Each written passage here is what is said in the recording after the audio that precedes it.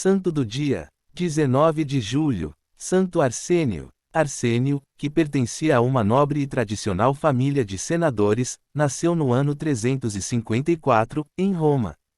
Segundo os registros, ele foi ordenado sacerdote, pessoalmente, pelo Papa Damaso. Em 383, o próprio imperador Teodósio convidou-o para cuidar da educação e formação de seus filhos Arcádio e Honório, em Constantinopla. Arsênio permaneceu na corte por 11 anos, até 394. Enfim, conseguiu a exoneração do cargo e retirou-se para o deserto no Egito. O mundo católico passava por muitas transformações.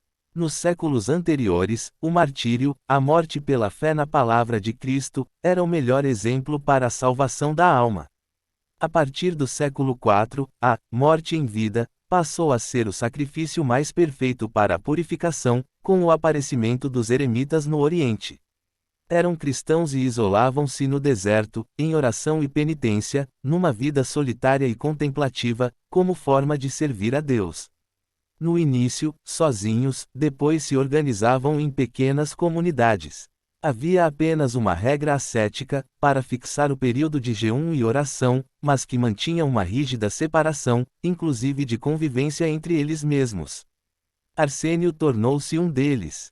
O seu refúgio, no deserto egípcio da Alexandria, era dos mais procurados pelos cristãos, que buscavam, na sabedoria e santidade de alguns ermitãos, conselhos e paz para as aflições da alma, mesmo que para tanto tivessem de fazer longas e cansativas peregrinações.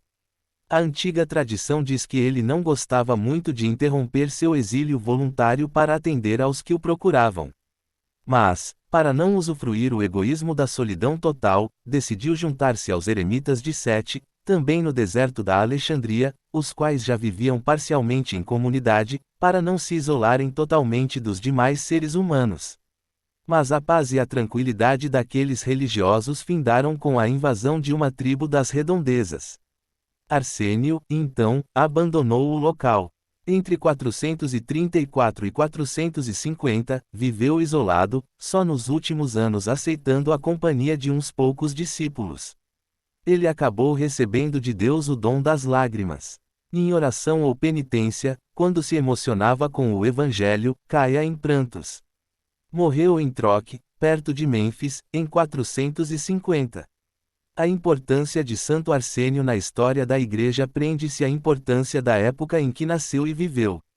Foi um dos mais conhecidos eremitas do Egito, sendo considerado um dos padres do deserto.